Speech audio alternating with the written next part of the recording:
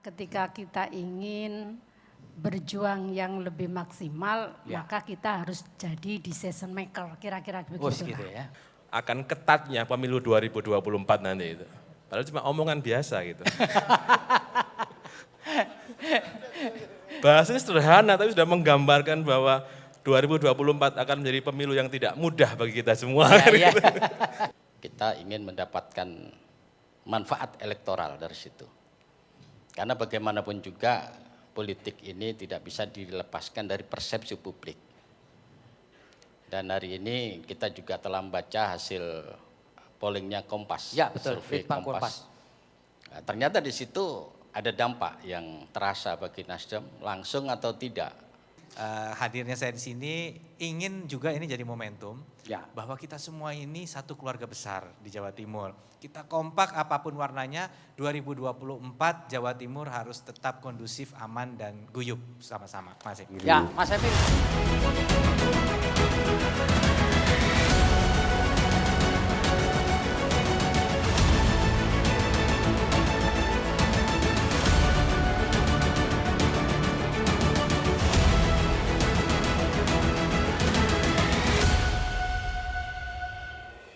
Bu Ani Maslahah dulu ini, sebagai pemenang suara terbanyak di Jatim.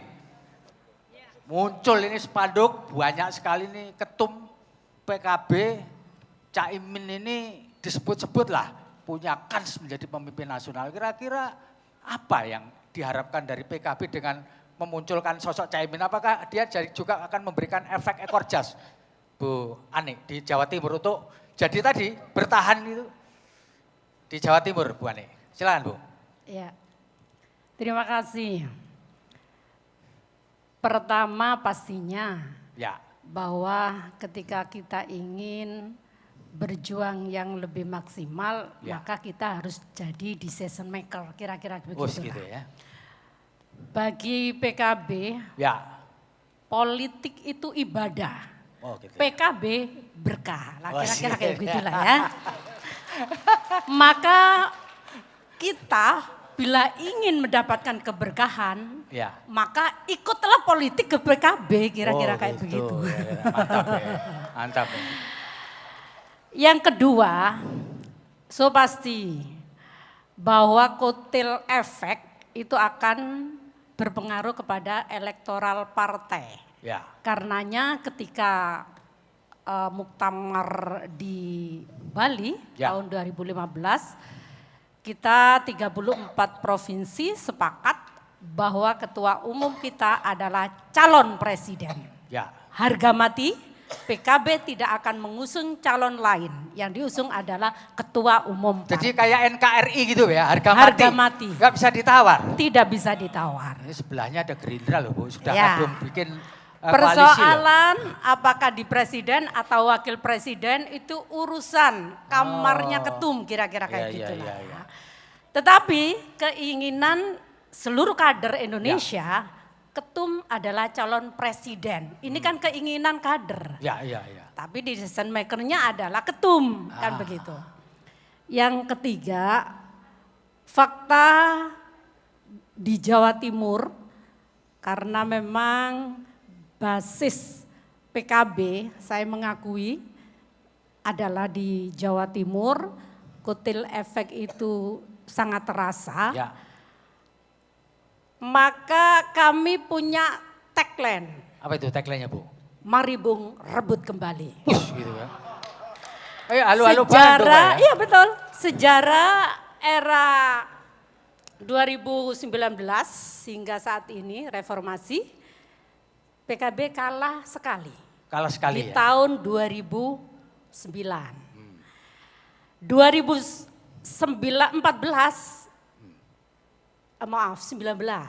kita menang tetapi tidak bermahkota katanya tadi. Maka disinilah kita harus bisa melakukan tagline yang kedua, metal. Menang total. Oh, saya kira menek talang. Bagaimana suara ini menjadi kursi kira-kira begitulah. Dan kita tentu punya strategi yang lebih sniper lah ya, bukan Rambo ya. jadi bidikan tepat sasaran, kira-kira seperti itu.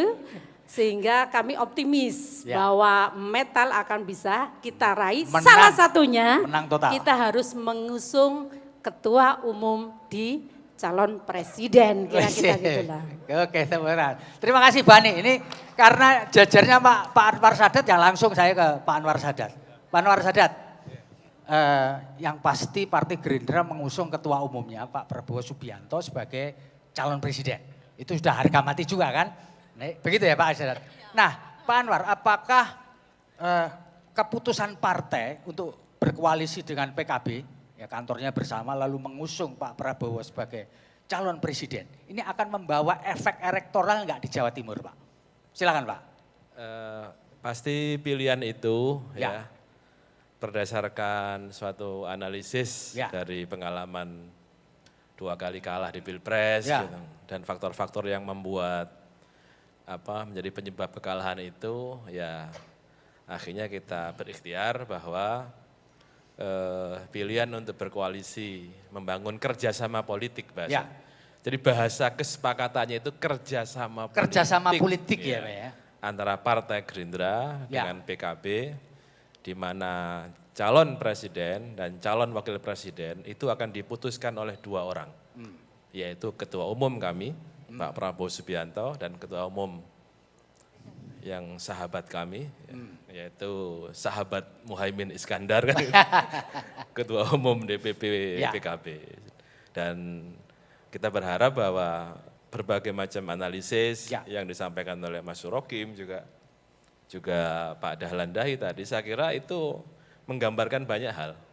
Bahwa Jawa Timur itu adalah penentu, dan itu bukan secara politik, bukan di era reformasi saja, bukan di era Indonesia saja, bahkan jauh di era sebelumnya, bahwa sentrum kekuasaan Nusantara itu ya Jawa Timur.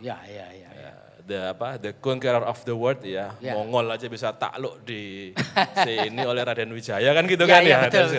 Menurut saya ini menggambarkan betapa Jawa Timur sangat penting karena memiliki kompleksitas. Karena subkultur, karena tradisi, karena budaya, dan karena struggle-nya. Coba lihat tadi yang disampaikan Pak Kanang tadi, menggambarkan betapa akan ketatnya pemilu 2024 nanti itu. Padahal cuma omongan biasa gitu.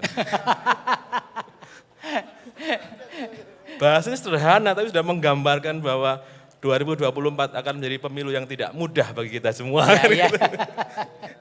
Saya sebelum masuk ke sini tadi sudah berpikir saya akan ngomong soal apa. Saya ingin menggambarkan tentang bahwa Jawa Timur ini adalah miniatur Indonesia. Ternyata Pak Dahlan Dahi sudah mendahului. Betul bahwa Jawa Timur adalah miniatur Indonesia. Dan sejarah politik di era reformasi, saya ingin melengkapi yang disampaikan oleh Pak Dahlan bahwa bukan hanya gubernurnya, tetapi partai politik pemenangnya juga saling bergantian. PKB, Demokrat, PKB lagi, PDIP. Dan saya kok merasa feeling saya yang akan datang pemenangnya adalah Partai Gerindra. Wes wayai ya. Baik, tepuk tangan. Moga-moga terkabul Pak. Baik, tak tukang untuk Nasdem karena satu-satunya partai yang sudah punya calon presiden nih Pak. Bakal calon sih. Pak, bakal calon presidennya Nasdem ini kan Pak Anies Baswedan ini. Tentu kepinginnya akan dapat efek ekor jas gitulah. Terutama di Jawa Timur. Pak bisa dijelaskan Pak Aminur Rahman ini sebagai sekretaris DPW. Apakah Pak Anies ini buru-buru Nasdem akan bisa menarik suara di Jawa Timur yang jumlahnya 31 something juta ini Pak. Silakan Pak Aminur Rahman. Terima kasih Pak Dalang. Sebelumnya saya ucapkan selamat ulang tahun pada Tribun Network Jatim yang hari ini menginisiasi gagasan forum ini luar biasa. Kami apresiasi. Tepuk tangan untuk Tribun. Iya, tepuk tangan buat kita. Saya ingin merespon dari Pak Dalang. Yang pertama, Nasdem ini memang kategori partai baru ya. Usianya baru 11 tahun. Dengan rekan-rekan partai di samping saya ini kita ini mungkin masih balita. Ya. Tapi bukan berarti balita yang dalam konstelasi politik ini kita belum punya ide gagasan. Maka Nasdem sebagai partai baru yang menyajikan tagline-nya adalah Gerakan Perubahan Restorasi Indonesia. Disitulah adalah tema baru yang kita usung sebagai partai baru, tentu punya cara baru dalam berpartai. Kalau hari ini Nasdem sudah mendeklarasikan seorang calon presiden, yang mungkin banyak pihak menilai kenapa sih nggak kadernya sendiri. Ya, gitu. ya penting Ya, itu Pak. Kok justru orang lain. Saya harus menarik ke belakang dulu Ya. bahwa Pak Anies Baswedan ini adalah seorang membaca deklarator Ormas Nasional Demokrat. Dia yang membaca gagasan restorasi pada tahun 2010.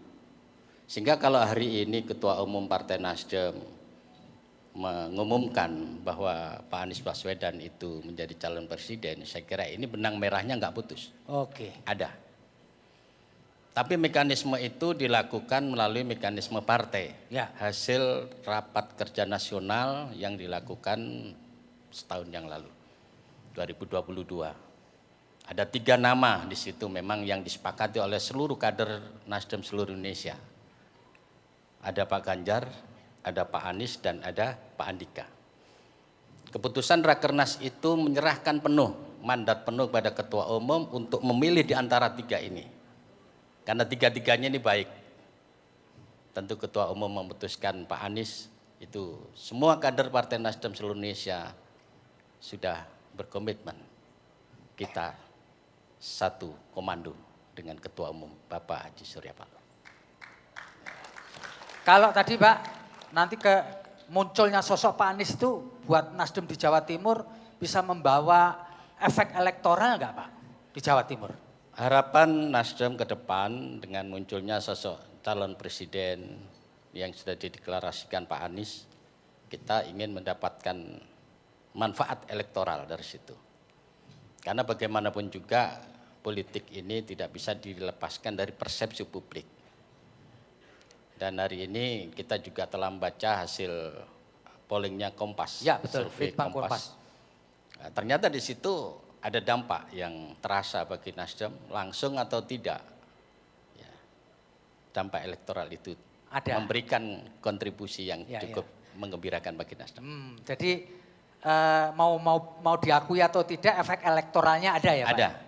Dan itu juga membawa nilai positif buat Nasdem Partai ke Nasdem depan. terutama di Ya. Jawa Timur. Silakan Pak Emil Dardak, Ketua DPD Partai Demokrat Jawa Timur.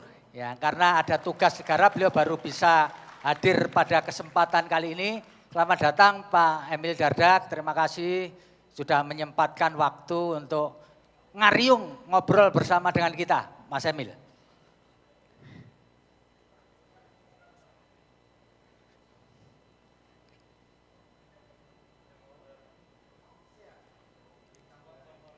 Pak Emil kebetulan ini, jadi pas semuanya sudah bicara, yang tersisa tinggal Mas Emil. Jadi pas ini bener nih, ini pas bener nih.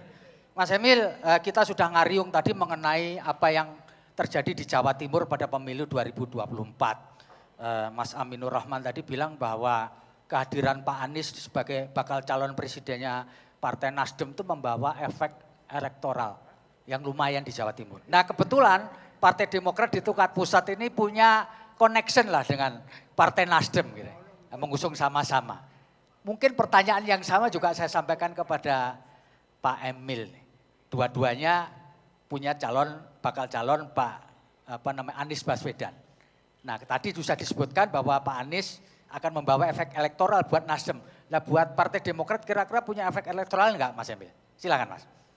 Wah kalau pertanyaan efek elektoral tuh areanya pengamat politik yang jago. Kalau saya sebagai fungsionaris ditugasi tentu harus maksimal mungkin menyapa konstituen. Ya. Itu tugas saya. Ya. Jadi dengan konteks itu kami intinya apalagi sekarang kan tentunya juga di Jawa Timur ada harapan ya, melalui kader-kader partai yang duduk di berbagai kapasitas baik di legislatif maupun di eksekutif untuk punya karya nyata kepada masyarakat.